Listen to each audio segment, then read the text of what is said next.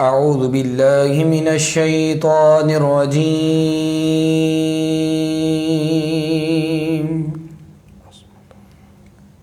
بسم الله الرحمن الرحيم.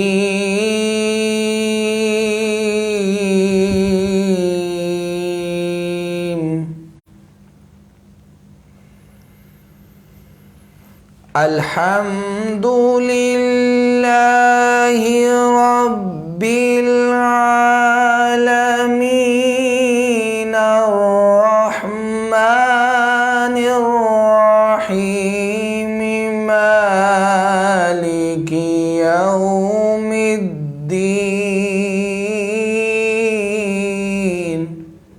سبحان الله. إياك نعبد وإياك نستعين. اهدنا الصراط المستقيم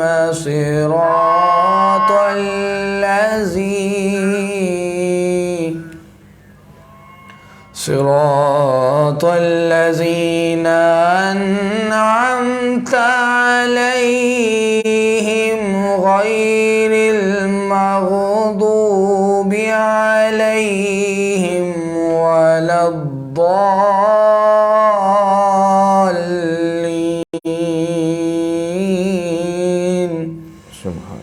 آمنت بالله صدق الله العظيم وبلغنا رسوله النبي الكريم الأمين. صلی اللہ علیک یا رسول اللہ وسلم علیک یا حبیب اللہ. یا شاہ انبیاء کرم فرمائیے. یا شاہ انبیاء کرم فرمائیے. بہت لاچار ہیں مدد کو آئیے.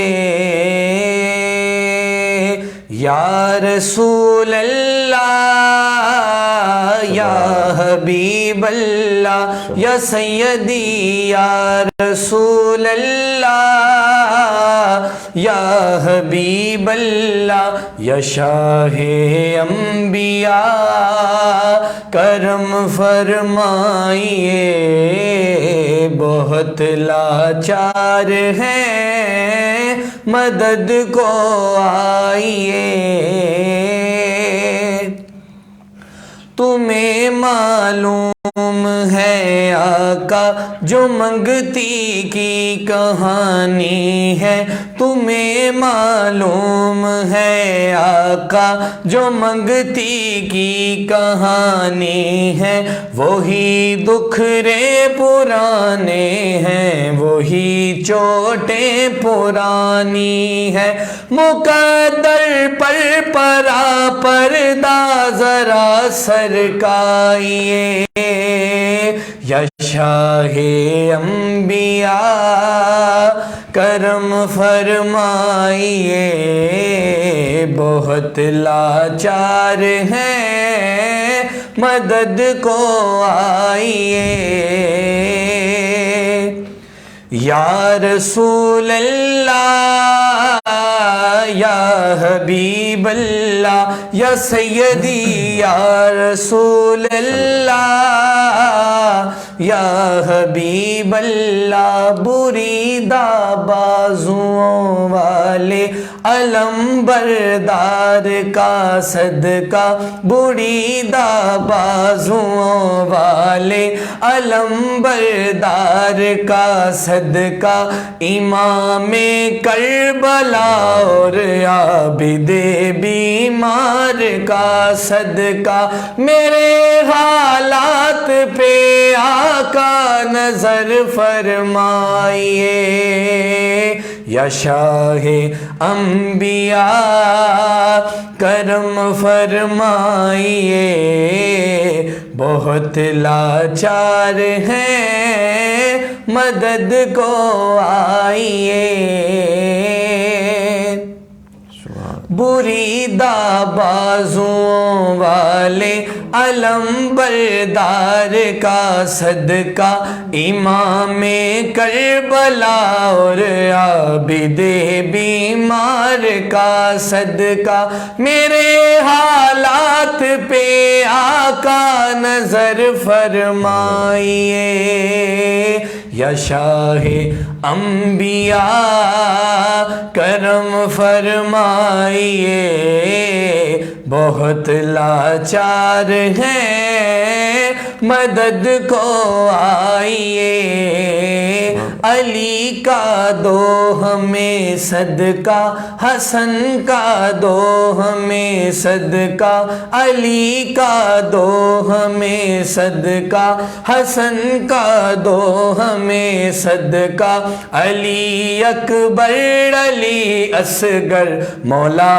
عباس کا صدقہ، علی اکبر علی اصغر مولا عباس کا صدقہ، طفیل سیدہ زہرا، طفیل سیدہ زہرا، طفیل سیدہ زہرا نظر فرمائیے، یا شاہ انبیاء کرم فرمائیے، بہت لاچار ہیں مدد کو آئیے، یا رسول اللہ یا حبیب اللہ، یا سیدی یا رسول اللہ یا حبیب اللہ، سبحان اللہ سبحان اللہ۔ بور میں ہے میری کشتی، کنارہ دو کنارہ دو، بور میں ہے میری کشتی، کنارہ دو کنارہ دو، تمہارا ہوں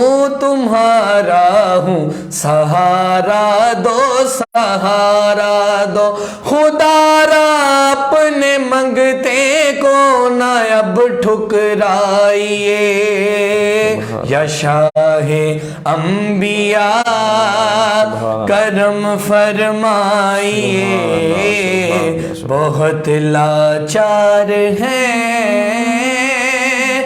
مدد کو آئیے۔ بسم اللہ الرحمن الرحیم،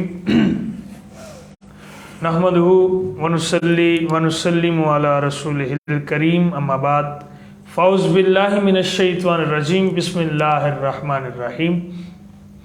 اللہم رب اشرح لی صدری ویسر لی امری واحلل عقدۃ من لسانی یفقہوا قولی، اللہم رب زدنی علما رب زدنی علما رب زدنی علما۔ قال اللہ تبارک و تعالی فی شان حبیبہ صلی اللہ علیہ وسلم، ان اللہ و ملائکتہ یصلون علی النبی یا ایھا الذین آمنوا صلوا علیہ وسلموا تسلیما۔ اے شہنشاہ مدینہ الصلاۃ والسلام، زینت عرش معلی الصلاۃ والسلام، ربی حبل امتی کہتے ہوئے پیدا ہوئے، حق نے فرمایا بخشا الصلاۃ والسلام، پھر میں کیوں نہ کہوں کہ میں وہ سنی ہوں۔ اللہ تعالیٰ شکر ہے کہ میں سنی ہوں۔ جمیل قادری مرنے کے بعد میرا لاشا بھی کہے گا الصلاۃ والسلام، الصلاۃ والسلام علیکہ یا سیدی یا رسول اللہ وعلی علیکہ و اصحابک یا سیدی یا حبیب اللہ، الصلاۃ والسلام علیکہ یا سیدی یا رحمت للعالمین وعلی علیکہ و اصحابک یا سیدی یا خاتم النبیین۔ دنیا کے تمام دیکھنے والوں، تمام چاہنے والوں، تمام پیار کرنے والوں، اور جہاں جہاں تک میری آواز کو سنا جا رہا ہے اور مجھے دیکھا جا رہا ہے، انتہائی محبتوں سے محمد بلال یوسفی کی جانب سے محبت برا السلام علیکم ورحمۃ اللہ وبرکاتہ۔ ناظرین کرام، آج کا ہمارا موضوع بہت ہی انٹرسٹنگ موضوع ہے، ایسا موضوع ہے کہ آج ہمارا موضوع وہ ہے نکاح کی برکت۔ ناظرین کرام، آج کا خصوصی سا ٹرانسمیشن جو نکاح کے حوالہ سے آپ سے گفتگو ہے، تو ناظرین نکاح حضرت سیدنا آدم علیہ السلام سے شروع ہونے والی عظیم عبادت ہے جو نسل انسانی کے وجود میں آنے اور باقی رہنے کا ذریعہ اور صالحین اور عابدین علیہم رحمت کی پیدائش کا سبب ہے۔ ناظرین نکاح اگر شریعت کے مطابق کیا جائے تو شرم و حیا کے حصول کے ساتھ ساتھ فراخ دستی اور خوشحالی کا سبب بھی ہے۔ حدیث پاک میں ہے، آقا علیہ السلام فرماتے ہیں کہ یعنی نکاح، شادی کے ذریعے رزق تلاش کرو، اور فرمایا حضرت علامہ عبد الرؤف مناوی رحمۃ اللہ علیہ فرماتے ہیں کہ اس کی شرح میں فرماتے ہیں کہ جب شادی کی نیت اچھی ہو تو یہ نکاح برکت اور رزق میں وسعت کا سبب بنتا ہے۔ ناظرین کرام، یہی بات ہے، آج لوگ بڑی بڑی شادیاں کرتے ہیں، پھر اس میں یہ ہوتا ہے کہ فی زمانہ شادیوں میں لاکھوں روپے خرچ کرنے کا رجحان بڑھتا جا رہا ہے۔ معاذ اللہ لوگ اس کے لیے سودی قرضہ لینے سے بھی نہیں شرماتے۔ لاکھوں روپے قرضہ لے کر شادی ہو جاتی ہے، مگر دلہا بیچارہ سال سال قرض ہی اتارتا رہتا ہے۔ شادیوں کے بے جا خرچ کا اندازہ اس بات سے لگایا جا سکتا ہے کہ اکتوبر 2017 میں ایک متوسط گھرانے میں شادی کی تاریخ طے کرنے کی تقریب ہوئی، جس میں 2.5 من 100 کلو گوشت کا قورمہ تیار کیا گیا۔ دن تاریخ مقرر کرنے کی اس تقریب سے بارات اور دیگر تقریبات میں کیے جانے والے خرچ کا اندازہ لگانا مشکل ہے۔ لیکن یہ برکت والا نکاح کیا ہے؟ ہمارے آقا مدینے کے تاجدار حضور رحمت کونین صلی اللہ علیہ وسلم نے اس نکاح کو برکت والا قرار دیا جس میں فریقین کا خرچ کم ہو، اور آقا علیہ السلام نے فرمایا بڑی برکت والا وہ نکاح ہے جس میں بوجھ کم ہو۔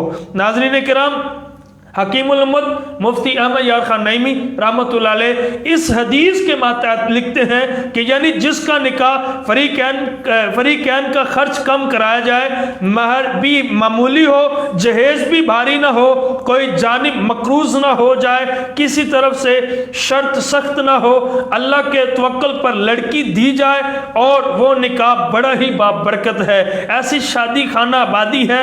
آج ہم حرام رسموں، بیہودہ رواجوں کی وجہ سے شادی کو خانہ بربادی، بلکہ یعنی کہ یہ کہتے ہیں کہ بہت سارے گھروں کے باعث سے یعنی کہ بربادی بنا لیتے ہیں۔ ناظرین، اللہ تعالیٰ اس حدیث پاک پر عمل کرنے کی توفیق عطا فرمائے۔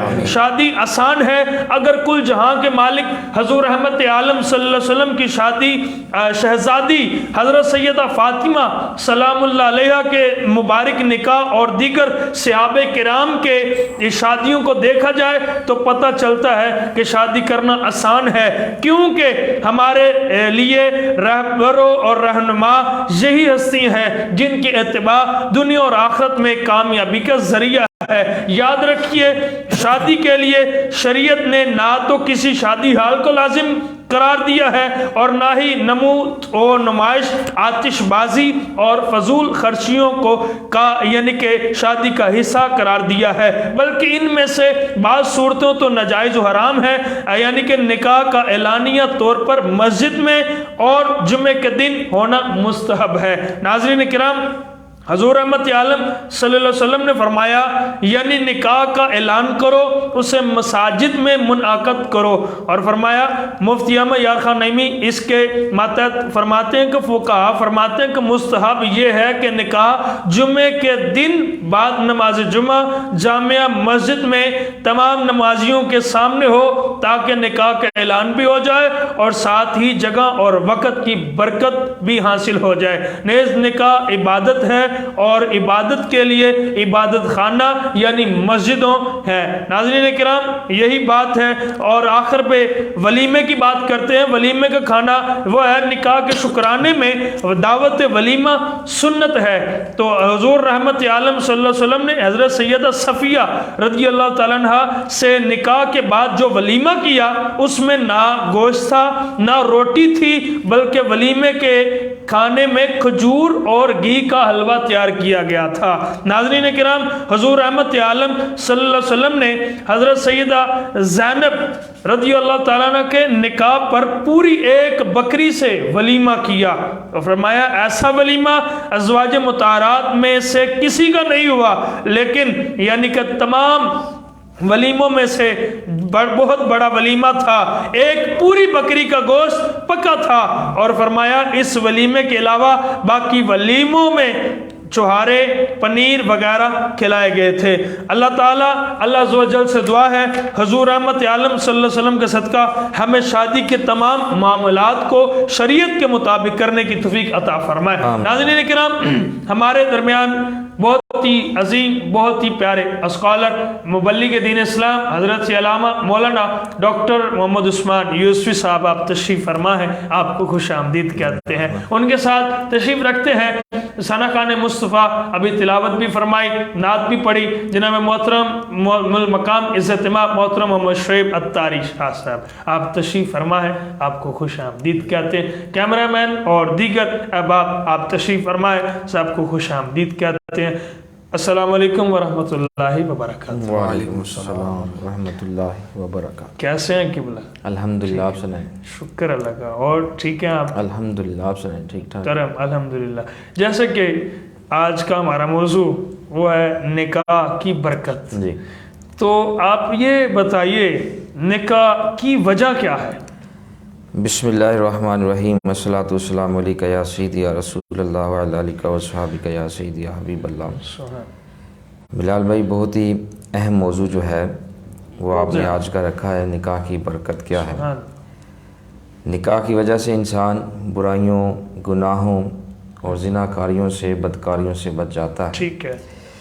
نکاح کی وجہ سے دو افراد یعنی مرد عورت، خاوند اور بیوی مل کر زندگی گزارتے ہیں۔ پھر اسے نکاح کی برکت سے دو افراد، دو خاندان بلکہ دو ملک بھی آپس میں مل جاتے ہیں، ٹھیک، اس لیے اسے نکاح کہتے ہیں۔ سبحان۔ نکاح کرنے سے جو ہے دو خاندان آپس میں مل جاتے ہیں۔ ٹھیک۔ اگر کسی طرف سے رنجش ہو، مرد یا عورت کی طرف سے، نکاح کی ایسی برکت ہے کہ جب مرد عورت کا نکاح ہوتا ہے تو رنجشیں ختم ہو جاتی ہیں۔ ٹھیک ہے۔ اسی طرح جو ہے وہ ملکوں میں رنجشیں ہو، چاہے مرد ایک ملک میں رہتا ہو اور دوسرے ملک میں رہتی ہو، اور ملکوں کا آپس میں اتفاق نہ ہو، رنجشیں ہوں، تو پھر کیا ہوتا ہے جب نکاح کر لیتے ہیں تو پھر نکاح کی برکت سے دونوں جو ملک ہیں وہ آپس میں مل جاتے ہیں۔ ٹھیک ہے۔ اور امام طبری علیہ رحمہ نے حضرت سیدنا انس رضی اللہ عنہ سے روایت نقل کی ہے، اور بحر شریعت جلد 7 صفحہ نمبر 6 میں بھی یہ حدیث موجود ہے۔ حضور پاک صلی اللہ علیہ وآلہ وسلم نے ارشاد مبارک فرمایا کہ جو کسی عورت سے اس کے مال کے سبب نکاح کرے، ٹھیک ہے، تو اللہ تبارک و تعالیٰ اس کی محتاجی کو بڑھائے گا۔ پھر آگے آقا پاک علیہ الصلوۃ والسلام نے فرمایا جو اس کے حسب کے سبب نکاح کرے اس کے کمینہ پن میں زیادتی فرمائے گا۔ پھر آگے آقا پاک علیہ الصلوۃ والسلام نے فرمایا جو اس لیے نکاح کرے کہ ادھر ادھر نگاہ نہ اٹھے اور پھر پاک دامنی حاصل ہو یا صلہ رحمی کرے، تو اللہ تبارک و تعالیٰ اس مرد کے لیے عورت میں برکت دے گا، عورت کے لیے مرد میں برکت عطا فرمائے گا۔ ٹھیک ہے۔ اس حدیث سے یہ پتہ چلتا ہے کہ عورت سے مال کی لالچ کی بنا پر نکاح نہیں کرنا چاہیے، ٹھیک ہے، اور جو ایسا کرے گا اس کی محتاجی اور بڑھ جائے گی۔ کیوں؟ یہ ہمارے آقا پاک علیہ الصلوۃ والسلام نے فرما دیا۔ پھر فرمایا کہ اس کے حسب کی وجہ سے نکاح نہیں کرنا چاہیے۔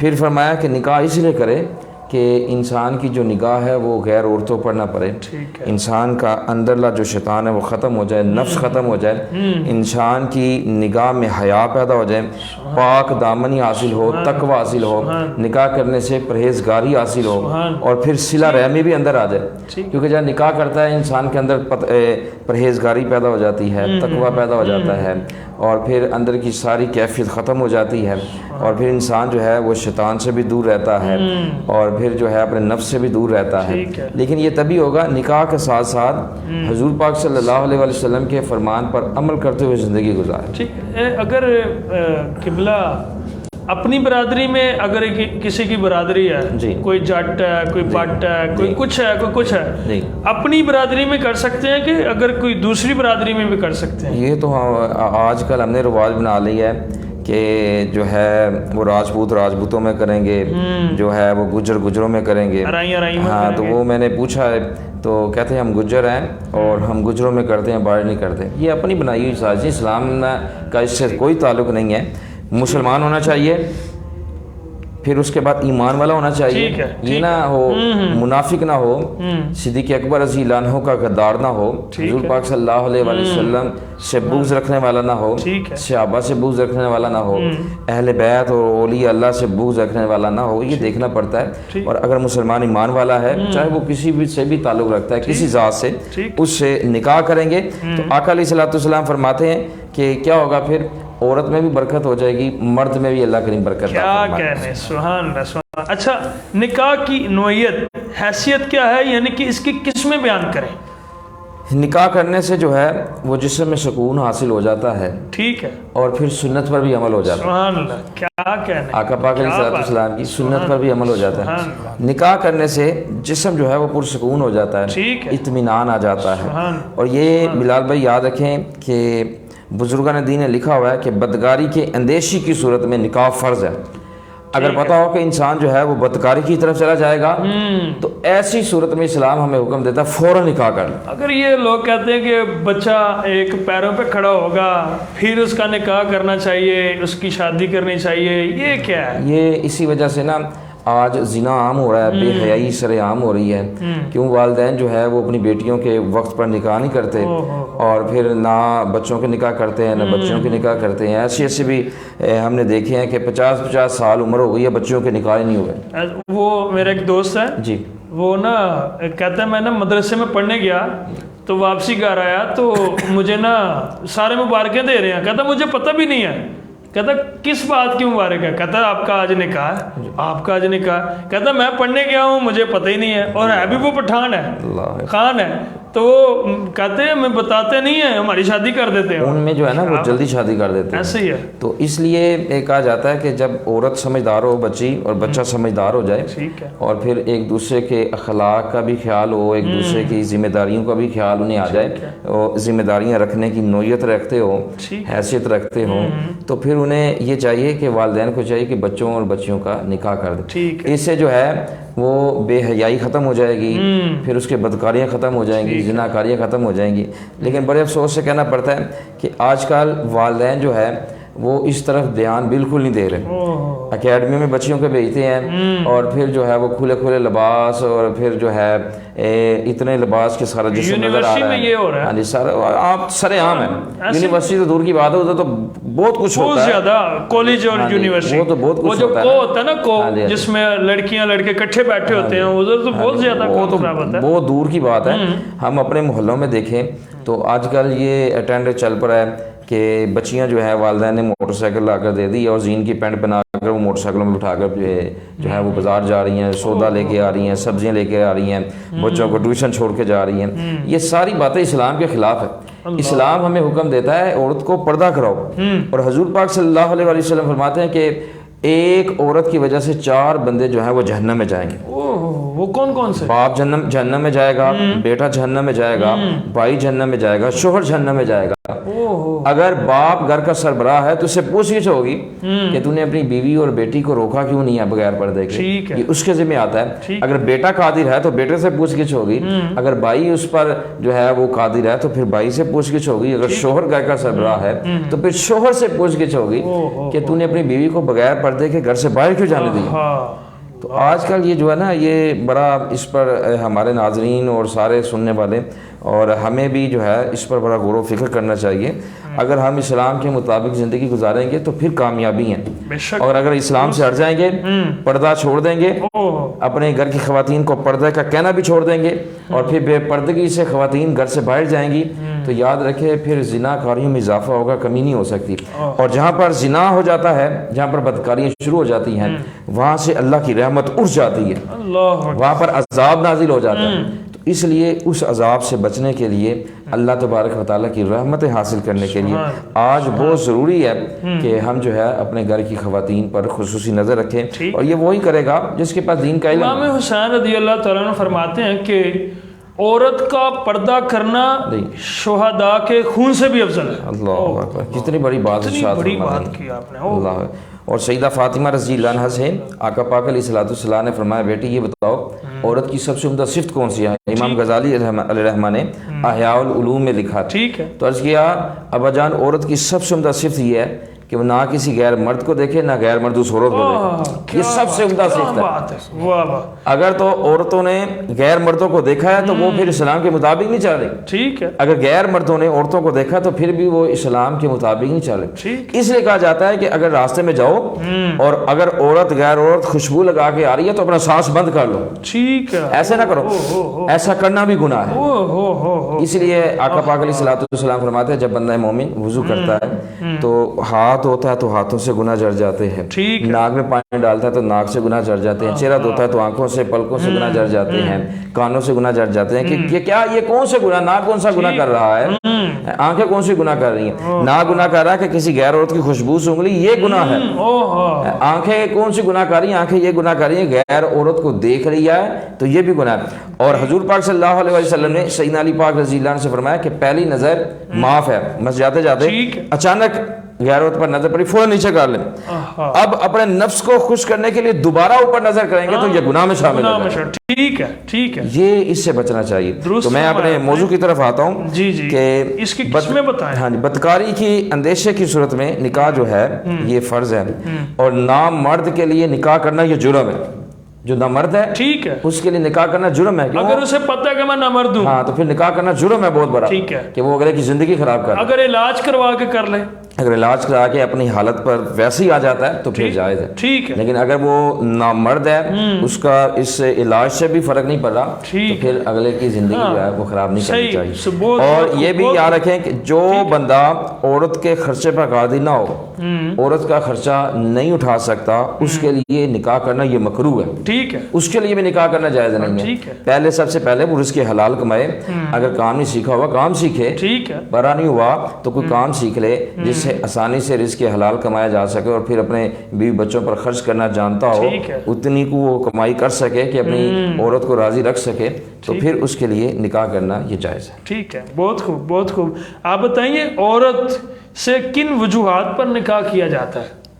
امام بخاری رحمہ نے بخاری شریف جلد 2 صفحہ نمبر 762 میں لکھا ہے, اور اس حدیث شریف کو ہمارے کبریٰ بابی سرکار پیر طریقہ رہبر شریعت امین علم لدنی صوفی باصفا پیر منیر احمد یوسفی صاحب رحمۃ اللہ تعالیٰ علیہ نے اچھے میاں بیوی جو ان کی کتاب ہے, پکے ٹھکے صوفی, ان کی جو کتاب ہے اچھے میاں بیوی, اس کے صفحہ نمبر 78 پہ بھی آپ نے اس حدیث شریف کو نقل فرمایا. اگر یہ کتاب آپ کیمرے میں دکھائیں, اس کو کلوز کریں ذرا.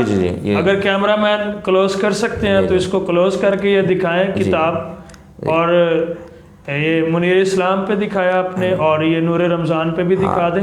اگر کن حضرات کو یہ چاہیے ہو تو مل سکتی ہے. 030042744936 پر رابطہ کریں, پھر ان کو جو ہے یہ کتاب بھیج دی جائے گی. وہ بات بتائیں جو حضور نے لکھی ہے. اور ہمارے قبلہ باب سرکار علیہ الرحمہ نے حدیث شریف اس پہ لکھی, اور ایک ایک حدیث شریف کے کئی حوالے دیے. مثلا یہ جو میں حدیث شریف سنانے لگا ہوں اس کے کتنے والے ہیں؟ مشکاہ صفحہ نمبر 267, بخاری جلد 2 صفحہ نمبر 762, سنن کبریٰ للبیہقی جلد 7 صفحہ نمبر 79, الترغیب والترہیب جلد 3 صفحہ نمبر 45, شرح سنہ جلد 5 صفحہ نمبر 7, مسلم جلد 1 صفحہ نمبر 472, دارقطنی جلد 3 صفحہ نمبر 303, قرطبی جلد 2 جز 4 صفحہ نمبر 37, در منصور جلد 1 صفحہ نمبر 616 میں کہا، جلد 6 صفحہ نمبر 240. اتنی کتابوں کے حوالے دیے. کتنی کتابیں بنتی ہیں؟ 1 2 3 4 5 6 7 8 9 10. واہ جی واہ. ایک حدیث کہ ہمارے قبلہ بابی شکار علیہ الرحمہ 10 حوالے دیے. کیا بات ہے، کیا کہنے. کتنی محنت فرمائی ہوگی. اسے کہتے ہیں کلندر، کیا بات ہے، اسے کہتے ہیں صوفی، اسے کہتے ہیں پکے ٹھکے صوفی. آئے ہیں، کیا بات، کیا کہنے. کتنی محنت فرمائی ہوگی آپ. اتنی محنت ایک بات کو لکھنے کے لیے اتنی کتابوں کا مطالعہ ہے. اب بتاؤ، مختلف جلدیں، مختلف صفحات، ہر کتاب کو دیکھنا، جلد دیکھنی. ادھر سے اب مجھے قرآن سے ایک آیت مجھے ملی تھی تو اس میں اب مجھے ثابت ہوا کہ اللہ فرماتا ہے کہ آپ کی امت میں محبوب، آپ کی امت میں عالم بھی ہوں گے، درویش بھی ہوں گے.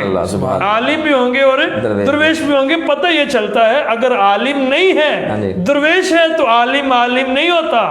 تو کہا گیا اگر عالم ہو درویش نہ ہو تو وہ عالم نہیں ہوتا. اگر درویش ہو عالم نہ ہو درویش نہیں ہوتا. آئے ہے. تو کہا گیا اب یہ دیکھیں ادھر سے مجھے یہ سمجھ آئیے وہ صوفی بھی ہیں، درویش بھی ہیں، صوفی بھی ہیں اور قلندر بھی ہیں. تو کیا کہنے، پھر علم بھی ہے. کیا بات ہے، سبحان اللہ. عالم بھی ہیں. یہاں پر میں آپ کو ایک بات کلیئر کرا دوں جی جی کہ یہ بات یاد رکھیں کہ ہر عالم ولی نہیں ہوتا. ہر عالم ولی نہیں ہوتا، لیکن ہر ولی عالم ضرور ہوتا ہے. جی ایسے ہی ہے، درست ہے. ہر عالم ولی نہیں ہوتا، لیکن ولی جو ہوتا ہے وہ عالم ہوتا ہے. اللہ ولایت اسے دیتا ہے جس کے پاس علم ہوتا ہے. اگر علم نہ ہو تو اللہ علم لدنی عطا فرما دیتا ہے. سبحان اللہ، سبحان اللہ. کیا کہنے. تو سیدنا ابو ہریرہ رضی اللہ عنہ روایت کرتے ہیں، فرماتے ہیں کہ حضور پاک صلی اللہ علیہ وآلہ وسلم نے ارشاد مبارک فرمایا کہ عورت سے 4 وجوہ کی بنا پر نکاح کیا جاتا ہے. ٹھیک ہے. نمبر 1 اس کے مال کے سبب، اس کے خاندان کی وجہ سے، اس کے حسن و جمال کی بنا پر اور اس کے دین پر. اور حضور پاک صلی اللہ علیہ وآلہ وسلم فرماتے ہیں کہ تم دیندار عورتوں سے نکاح فرماؤ. ٹھیک ہے. دیندار عورتوں کو نکاح کے لیے اختیار کرو. اب ہم عام طور پر دیکھا جاتا ہے ہمارے معاشرے میں جو مشہور ہے، عورت کے مال پر نظر رکھی جاتی ہے، خاندار پر نظر رکھی جاتی ہے، ظاہری حسن و جمال پر نظر رکھی جاتی ہے. ان چیزوں کو دیکھ کر نکاح کیا جاتا ہے. لیکن یہ جب لڑکا یا لڑکی کے گھر والے دیکھنے جاتے ہیں، رشتہ دیکھنے جاتے ہیں، تو بہت کم لوگ ہوتے ہیں جو لڑکے اور لڑکی سے پوچھتے ہیں کیا یہ لڑکی یا لڑکا نماز بھی پڑھتا ہے کہ نہیں پڑھتا. یہ بہت کم ہے. صرف یہ پوچھتے ہیں لڑکا کیا کرتا ہے، کتنے بجے سے کتنے بجے تک ڈیوٹی کرتا ہے. ٹھیک ہے. پھر لڑکی سے پوچھا جاتا ہے یہ کون سے کالج میں جاتی ہے، کہاں پڑھتی ہے، اب کیا کر رہی ہے، کھانا پکانا آتا ہے، اسے سلائی آتی ہے، اسے کر کے کام کہاں جاتے ہیں، یہ پوچھا جاتا ہے. اور یہاں پر جو ہے اسلامی شاعر اسلامی کا احترام بھی کرتے نہیں. اور پھر اگر دیکھا جائے اسلام کا احترام تو بالکل نہیں کرتے، اسلامی معلومات تو بالکل نہیں لیتے. کیا اس لڑکی یا لڑکے کو قرآن مجید بھی پڑھنا آتا ہے کہ نہیں آتا، اسے قرآن مجید نازلہ ختم کیا کہ نہیں کیا، بالکل اسلام کا خیال نہیں کرتے. اور پھر کاروبار پوچھتے ہیں، اور پھر لڑکی کے جو ہے دینداری کی بجائے اس کی خوبصورتی اور مال یا اسباب پر نگاہ رکھی جاتی ہے.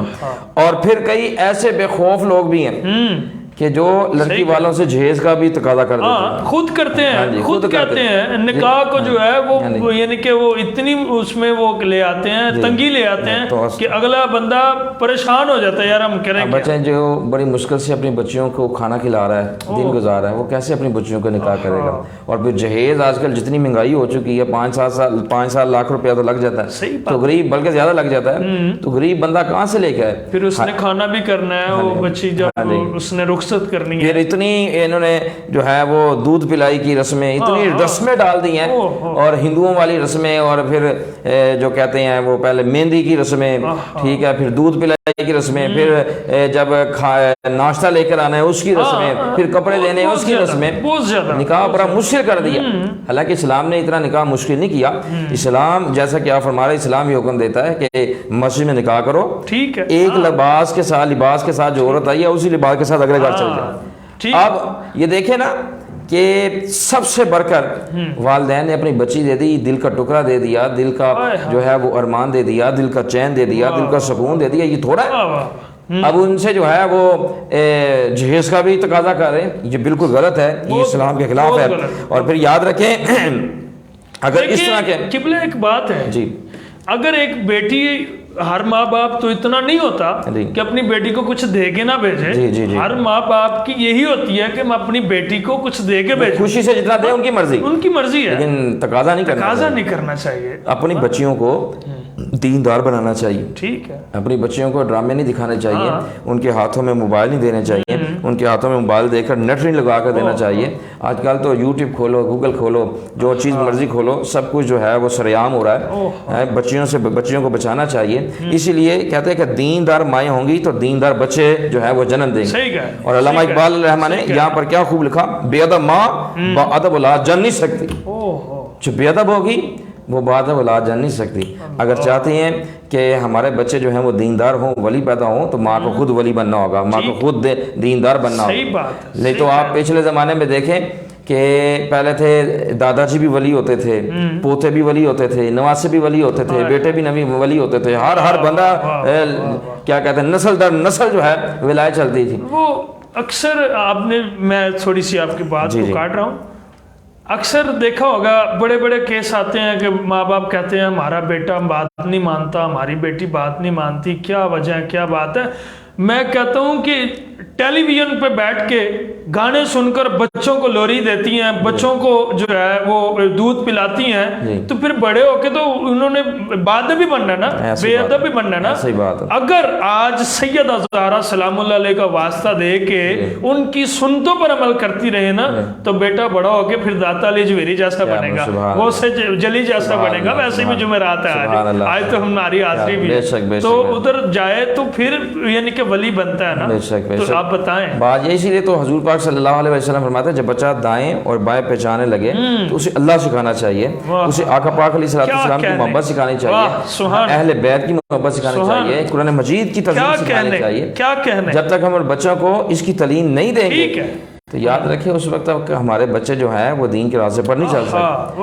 کھانا کھانے لگے تو بچوں کو کہے بیٹا ہاتھ دھو کر کھانا کھاؤ, کلی کر کے کھانا کھاؤ. کتنے والدین ہیں ہم میں سے جو کہتے ہیں بچوں کو سکول جاتے ہوئے, کیا ہم اپنے بچوں کو کہتے ہیں کہ بچوں سکول میں جا کر جو ہے وہ سچ بول رہے ہیں.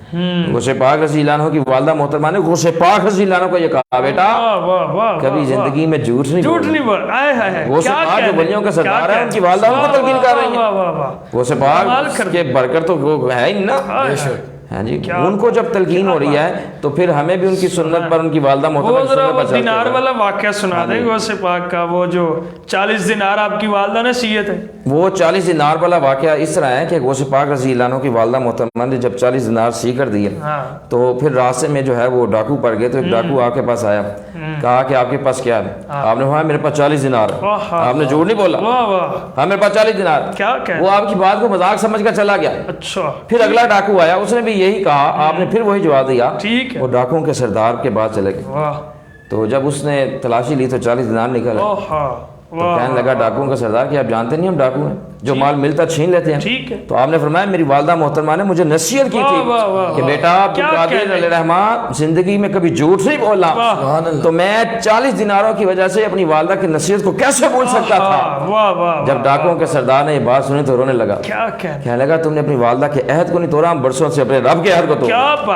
تو سچ بولنے کی وجہ سے ڈاکو اور اس کی پوری ٹیم نے آپ کے ہاتھ میں اسلام قبول فرما لیا. تو وقت تھوڑا ہے, بہت اچھا موضوع تھا اور بہت سی حدیث شریفیں تھیں. بتائیں ابھی تو 36 منٹ چاہ رہے ہیں, 37 منٹ. آپ بتائیں کہ جس نے میری سنت سے اعراض کیا وہ میرا نہیں ہے, اس کے بارے میں کیا ہے؟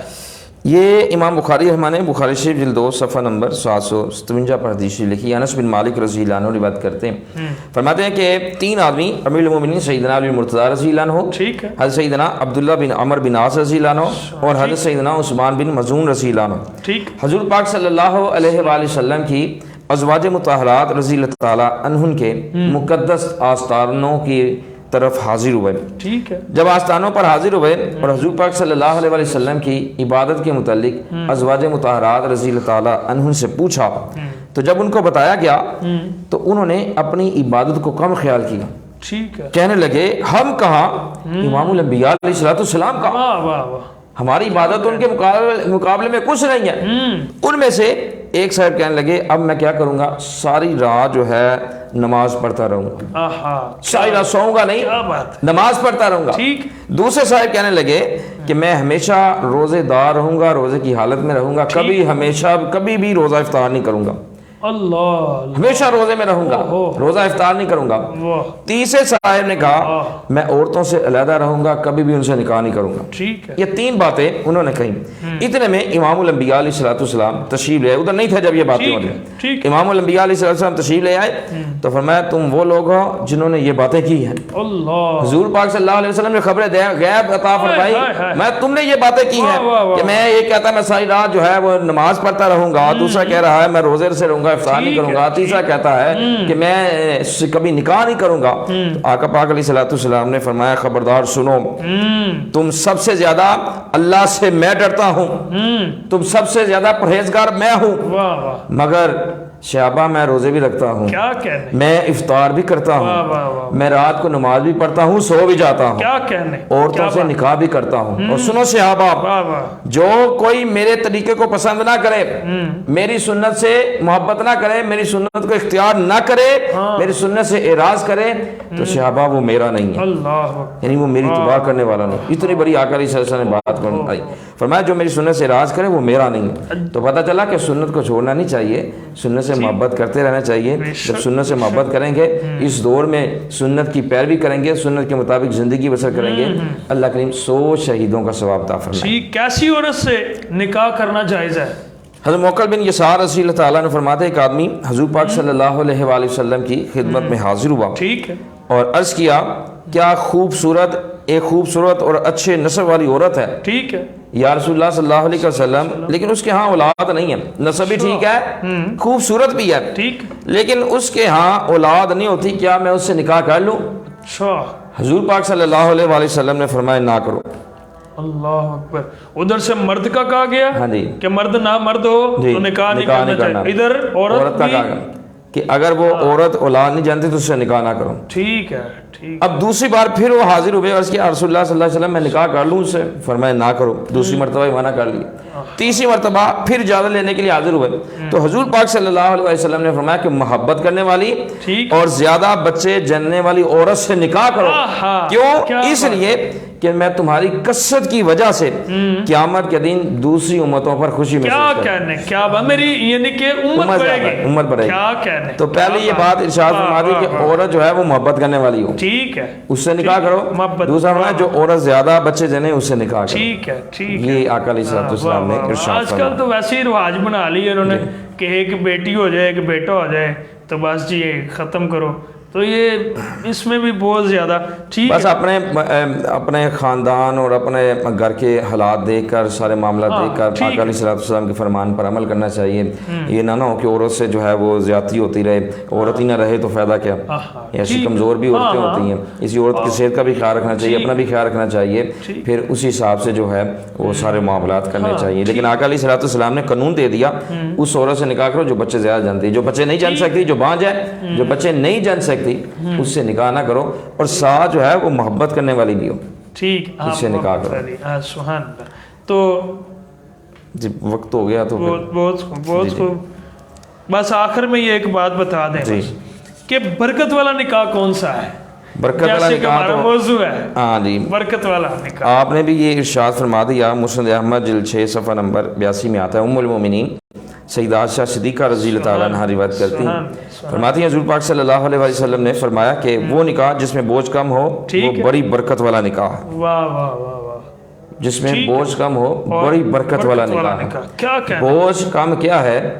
بوجھ یہ ہے کہ جہیز کا تقاضا نہ کیا جائے، ٹھیک ہے رسومات فضول رسومات سے بچا جائے۔ ٹھیک ہے اسلام نے جو طریقہ دیا ہے سادگی کے ساتھ نکاح کرو، ایک لباس کے ساتھ جو ہے وہ نکاح کر کے جو ہے وہ بچی کو اگلے گھر بھیج دینا چاہیے، اور پھر اسلامی طریقے سے جب قرآن مجید کی تلاوت کرتے ہوئے جو ہے آقا علیہ الصلوۃ والسلام کے فرمان پر عمل کرتے ہوئے جب نکاح کریں گے پھر اللہ برکت عطا فرمائے۔ لیکن آج کل دیکھا جاتا ہے وہ ڈول ڈمکے ہو رہے ہیں، مووی والا مووی بنا رہا ہے اور پھر تصویریں کھینچی جا رہی ہیں، غیر مرد جو ہے وہ غیر عورتوں کو دیکھتے ہیں، پھر اس کے بعد جو ہے وہ تصویریں اور پکچریں بنائی جاتی ہیں، بڑے بڑے ایکشن لگا کر جو ہے ہے وہ موویاں اور تصویریں بنائی جاتی ہیں اور غیر مرد بنا رہا ہے، اسلام کے خلاف، اسلام کی توہین کی جا رہی ہے، اسلام کے خلاف چلا جا رہا ہے، آقا علیہ الصلوۃ والسلام کے فرمان کے خلاف چلا جا رہا ہے، تو یہ ساری باتیں جو ہیں یہ اسلام کے خلاف ہے، اور پھر ایسے نکاح میں برکت بھی نہیں ہوتی، ٹھیک ہے، اور پھر بڑی توہین نکاح غیر مرد سے جو ہے وہ مووی بنا رہے ہیں، تصویریں کھنچا رہے ہیں، اور پھر قرآن مجید کو عورت کے سر پر رکھ کے جا رہے ہیں،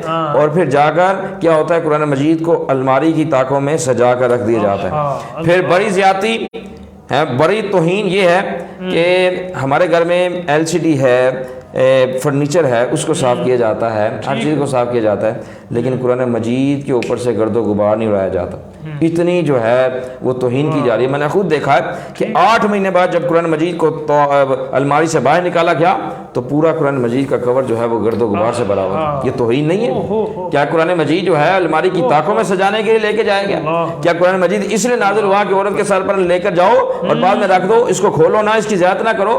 حالانکہ اس کو کھولنے سے جو ہے وہ آنکھوں میں نور پیدا ہو جاتا ہے، اس کو سر سے لگائیں، ہمارے قبلہ بابا سرکار رحمہ فرماتے ہیں اس کو سر سے لگائیں دماغ روشن ہو جاتا ہے، سینے سے لگائیں سینہ منور ہو جاتا ہے، اس کو دیکھیں تو آنکھیں پاک ہو جاتی ہیں، اس کو پڑھنا شروع کریں ثواب شروع ہو جاتا ہے، اس پر عمل کریں تو اللہ نجات عطا فرما دیتا ہے۔ ایسی کتاب ہے یہ، سبحان اللہ، سبحان اللہ، کیا کہنے، کیا کہنے۔ ناظرین کرام، چونکہ وقت جو ہے وہ سحری کا ہوا چاہتا ہے، تو ہم چاہتے ہیں کہ قبلہ آپ دعا فرمائیں، اور آخر پہ ہم مجموعہ کلام سنیں گے، اور پھر انشاءاللہ زندگی رہی تو کل انشاءاللہ 23ویں سحر ٹرانسمیشن میں آپ کے ساتھ ملاقات ہوگی۔ جی قبلہ۔ اللہم صلی اللہ سیدنا مولانا محمد وعلی آل سیدنا مولانا محمد وصحاب سیدنا مولانا محمد مبارک وسلم۔ ملکیم تیرے فضل، تیرے کرم اور تیری دی ہوئی توفیق سے ہم نے 22ویں سائی ٹرانسمیشن کی ہے، ملکیم اس کو اپنی پاک بارگاہ میں قبول و منظور فرما۔ ملکیم جو ہمارے ناظرین اس کو سنتے ہیں اور پھر منیر اسلام ٹی وی اور نور رمضان ٹی وی اس کو لائک کرتے ہیں، شیئر کرتے ہیں، کمنٹس کرتے ہیں، اور مولا کریم اپنے قیمتی وقت میں سے وقت نکال کر اس کو دیکھتے ہیں، اور مولا کریم جو علماء کرام اور جو نعت خواں حضرات یہاں پر تشریف لاتے ہیں، مولا کریم ہم سب کے کاروبار، مال، جان، اولادوں میں، علم میں، عمروں میں، وقت میں، رزق میں برکتیں، رحمتوں کا نزول فرما، اور مولا کریم ہمیں اسی طرح دین اسلام کی خدمت کرنے کی توفیق عطا فرما۔ حسبنا اللہ ونعم الوکیل، نعم المولا ونعم النصیر۔ مولا کریم اپنے غیب کے خزانوں سے ہم سب کو وافر رزق حلال عطا فرما، حرام سے بچنے کی توفیق عطا فرما۔ وصلی اللہ تعالی علی حبیبی سیدنا مولانا محمد وعلیہ وسلم۔ بہت خوب، بہت خوب، اللہ آپ کو سلامت رکھے۔ نعرہ لگائیں اور آخر میں مجموعہ کلام۔ پاکستان کا مطلب کیا؟ لا الہ الا اللہ محمد رسول اللہ۔ جی شعیب بھائی۔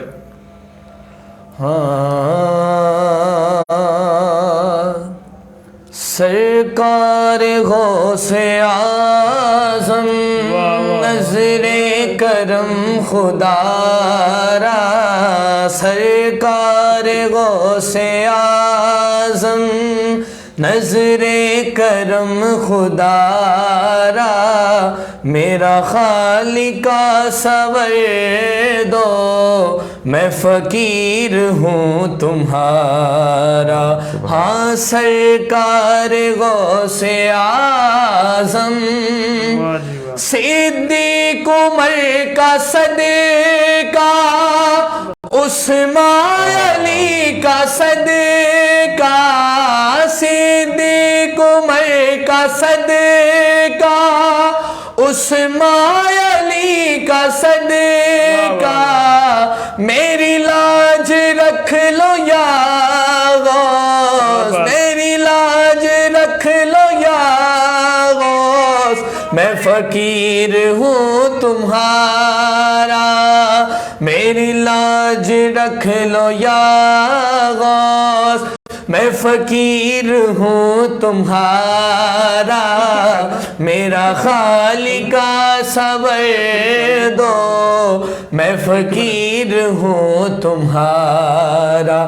ہاں سرکار غوث اعظم، جھولی کو میری بھر دو، ورنہ کہے گی دنیا، جھولی کو سب کی بھر دو، ورنہ کہے گی دنیا، غوث الورا کا منگتا پھرتا ہے مارا مارا ایسے سخی کا منگتا پھرتا ہے مارا مارا میرا خالق کا صبر دو میں فقیر ہوں تمہارا ہاں سرکار غوث اعظم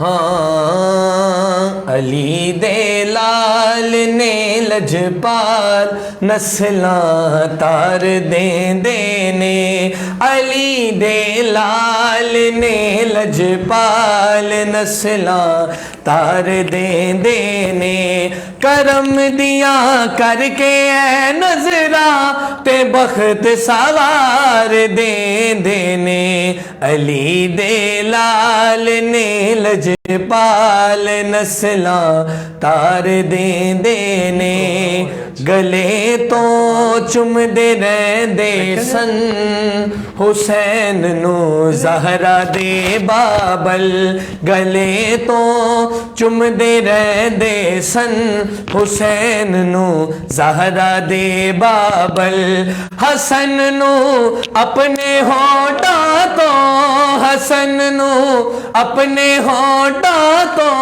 نبی جی پیار دے دینے علی دے لال نے لجپال مسئلہ تار دیں دینے علی دے لال نے لجپال نسلاں تار دیں دینے لوکاں نو ملدا ہووے گا رزق لیکھاں چ جو لکھے ہے لوکاں نو ملدا ہووے گا رزق لیکھاں چ جو لکھے ہے اسی تے اے ہو آکھاں گے اسی تے اے ہو آکھاں گے سانو سرکار دے دینے علی دے لال نے لجپال نسلاں تار دیں دینے